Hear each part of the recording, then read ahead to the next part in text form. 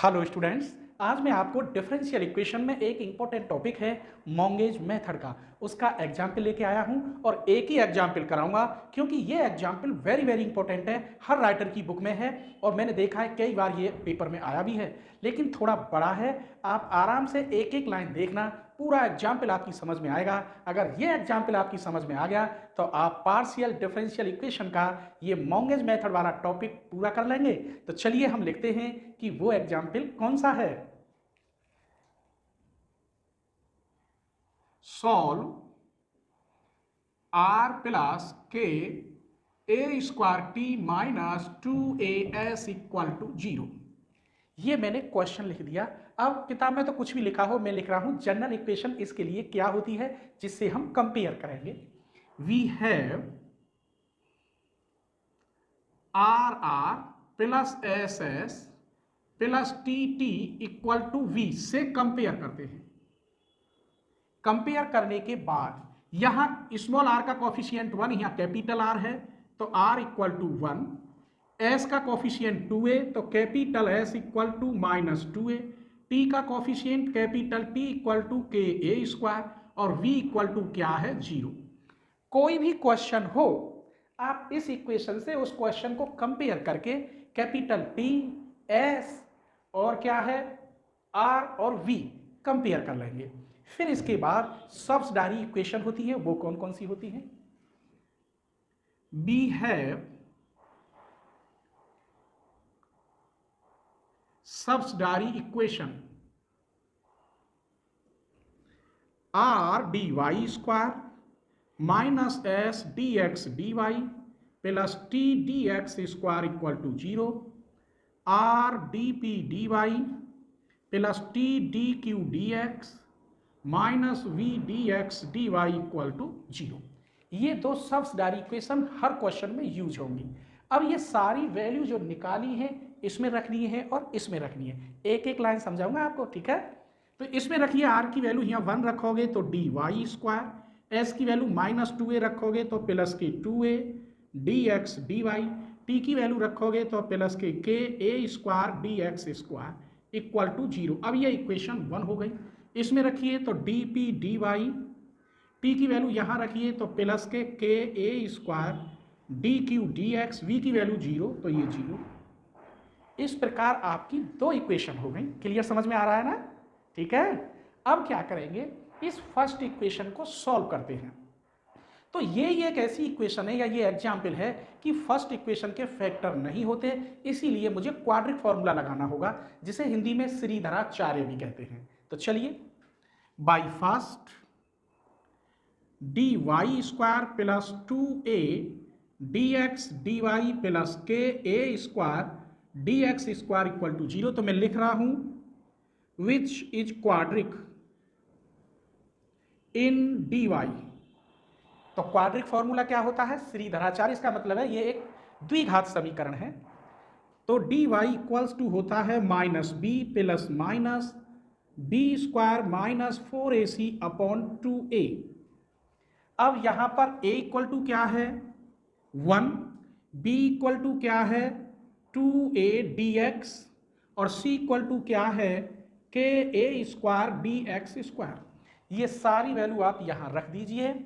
तो D Y equal to minus के 2a dx plus minus B square का मतलब 4a square D x square, 4a की जगह पे 1c की जगह पर के ए स्क्वायर और D x square upon 2a, 2 into A की जगह पर 1। समझ में आ रहा है ना, क्लियर। चलिए तो यहां देख लेते हैं d y equals to minus के 2a dx प्लस माइनस ये कितना है, इसमें से क्या क्या कॉमन है, कॉमन ही चलो यहां दोबारा लिखे लेते हैं, डी एक्स स्क्वायर माइनस 4 ए स्क्वायर और डी एक्स स्क्वायर अपॉन 2, ए की जगह पर 1 है।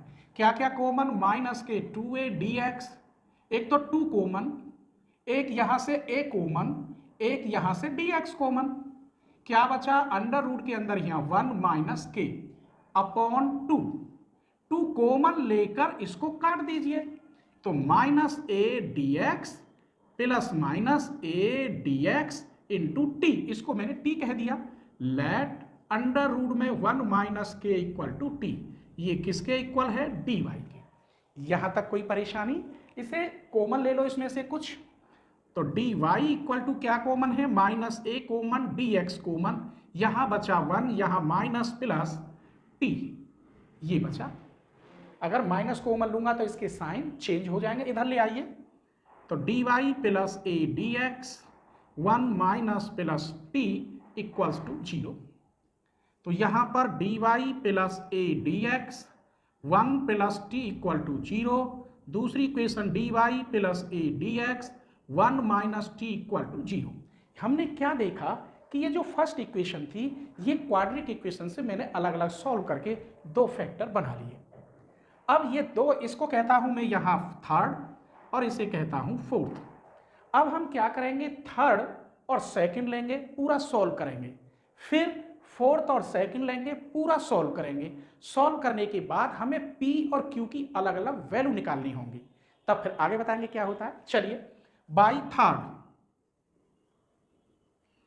D Y plus A 1 plus T D x equal to 0 on integral, तो यहां y plus A 1 plus t into x equal to C1, ये equation 5 हो गई।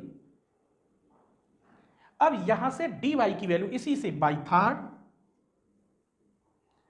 dy equal to minus A 1 plus T D x, कहां रखोगे, in second में। मैंने बताया था केवल थर्ड और सेकंड से पूरा सॉल्व कर लेते, तो यहां dp लिख रहा है, dy की जगह पे आप ये रखेंगे तो माइनस ए 1 प्लस टी डी एक्स, फिर plus K A square D Q D x equal to 0।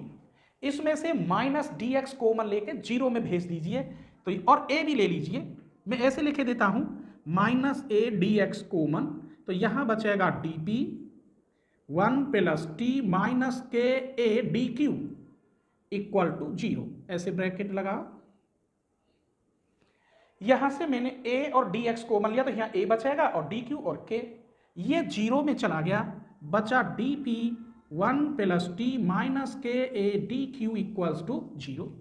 इसका हम अब इंटीग्रल करते हैं, ठीक है। तो ऑन इंटीग्रल, तो यहां p 1 प्लस टी माइनस के A Q equal to C2, ये 5 है और ये इक्वेशन बन गई 6, ठीक है। अब इक्वेशन नंबर 5 और 6 से हम कैसे लिखते हैं जनरल सॉल्यूशन, अभी बताया है ना। तो पहले 5th इक्वेशन और 6 से, तो मैं यहां लिखे देता हूं बाई 5th एंड 6।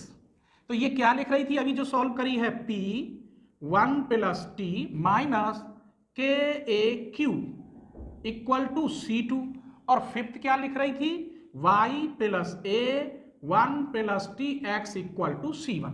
ये मैंने यहां लिख दी है दोनों उठा के। अब इन दोनों से हम आंसर कैसे लिखते हैं, ये पीछे में पढ़ा चुका हूं, तो इसको लेते हैं पहले P 1 प्लस टी माइनस के ए क्यू इक्वल्स टू, यहाँ फंक्शन लगाते हैं F1 y प्लस ए 1 प्लस टी एक्स, ये इक्वेशन 7 हो गई। हमने यहाँ क्या सीखा कि जो पहली वाली इक्वेशन थी फर्स्ट, उससे क्वाड्रिक इक्वेशन से दो इक्वेशन बनाई थी, थर्ड और फोर्थ। तो फिर मैंने थर्ड और सेकंड सॉल्व करके ये आ गई।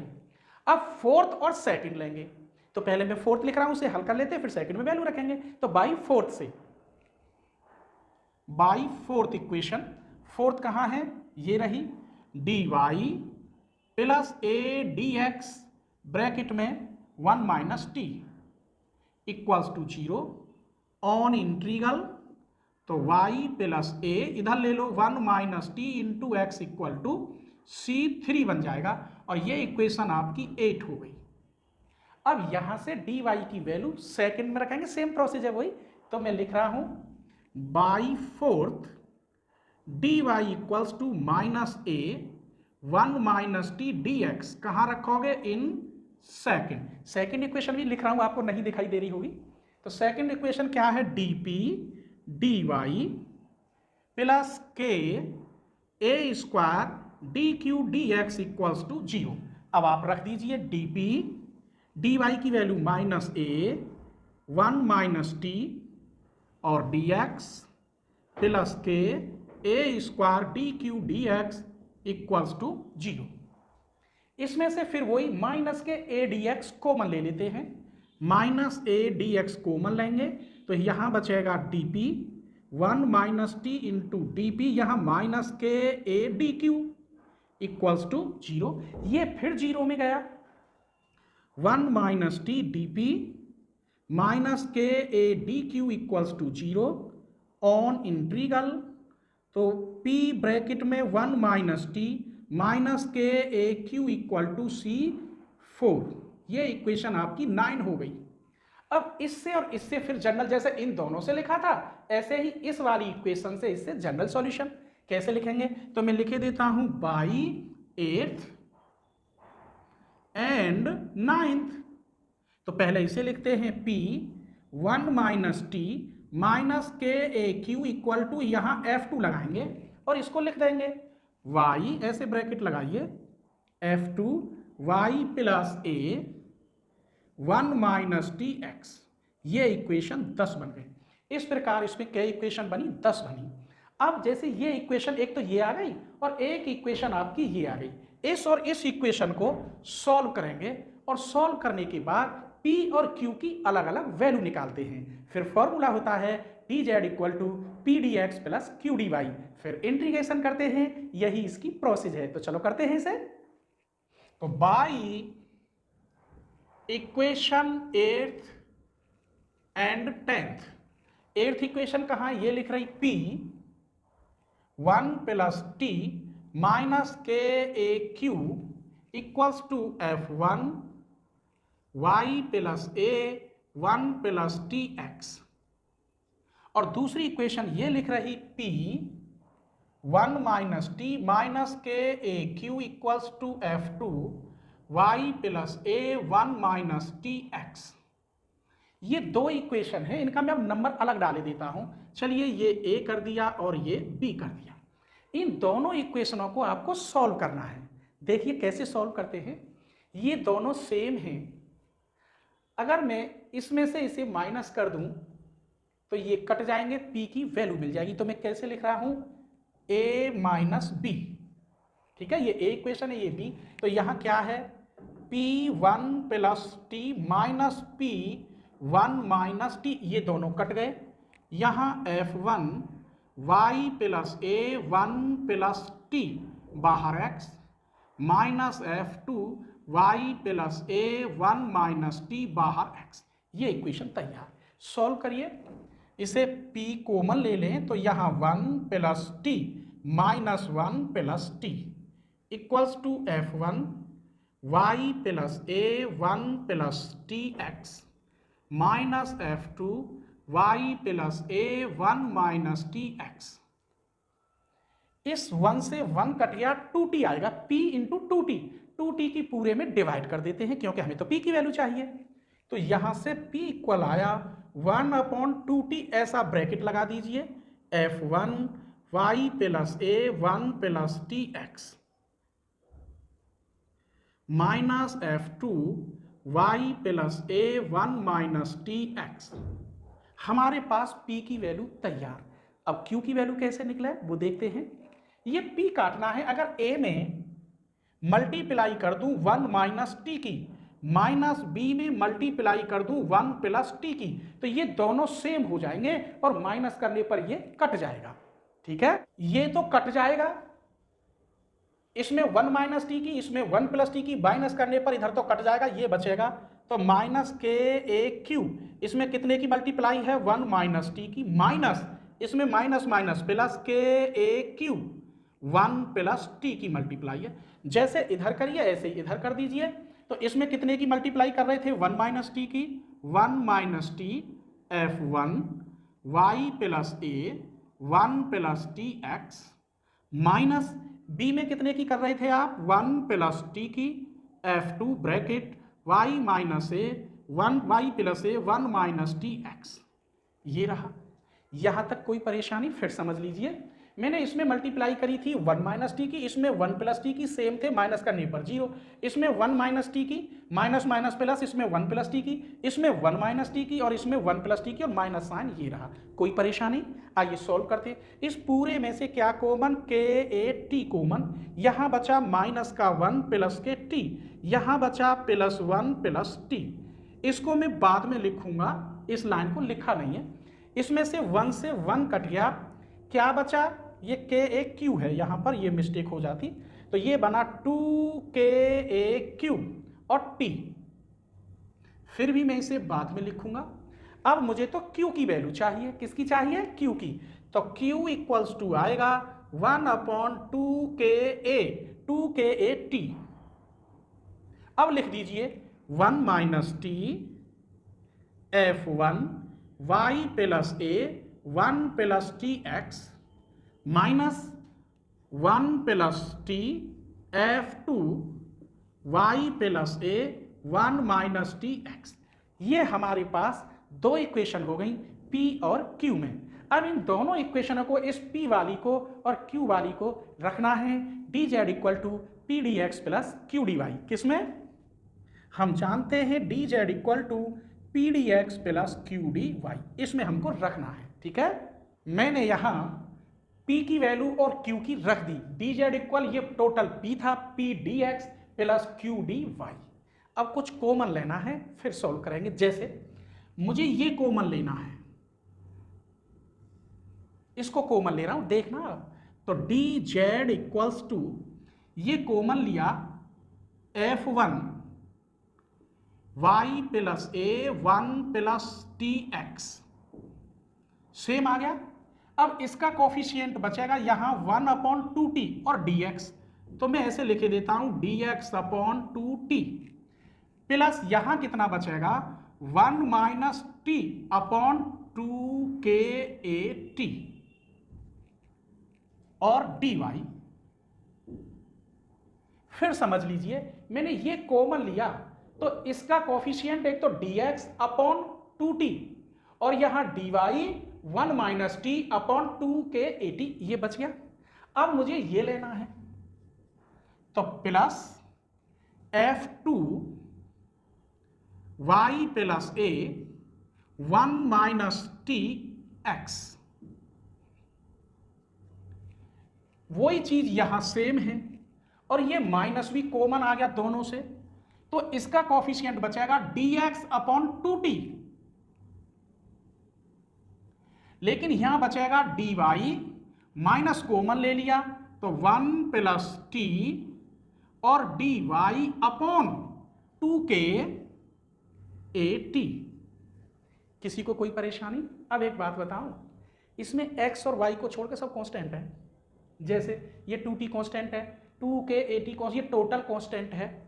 अब हम ये कैसे देखते हैं कि हमारा क्वेश्चन ये सही है या गलत है? आइए, y का डिफरेंशियल dy है, इसमें ये रहा, और x का डिफरेंशियल dx है। इसका मतलब इंटीग्रेशन पॉसिबल है। अभी मैं इसे और बढ़ा सकता हूं, इनको कॉमन ले लूं, इनको कॉमन ले लूं, फिर भी वो काय में जाएंगे? फंक्शन में ही जाएंगे। क्यों? क्योंकि ये कांस्टेंट है, कहीं भी सब कुछ जितना भी आएगा मैं इन्हें किस में रख दूंगा? अंदर, फंक्शन में। तो इंटीग्रल देखते हैं, यहां y है तो dy है, दिस इज टोटल कांस्टेंट, यहां x है तो यहां dx है। इसका मतलब इंटीग्रेशन पॉसिबल है, तो आप इंटीग्रल कर सकते हैं ऑन इंटीग्रल। ये तो हो गया z। इसका ये सब जो कांस्टेंट थे वो मैं इसमें लग रहा हूं और इस F1 की जगह पे लिख रहा हूं कैपिटल F, और आंसर क्या है? y प्लस ए 1 प्लस टी बाहर x। इसकी जगह पर यहां में जितने भी ये कांस्टेंट थे और विद माइनस, उसकी जगह पे लिख रहा हूं g, y प्लस ए 1 माइनस टी एक्स। यही आंसर है where t equal to under root के अंदर 1 माइनस के। इसको ही तो मैं t मान रहा था, तो ये थोड़ा बड़ा था और मैंने एक एक लाइन आपको समझाई है। ठीक है, अच्छी तरह से करना मेरे बच्चों, आप हमारे देश का भविष्य हैं, फ्यूचर हैं। ठीक है।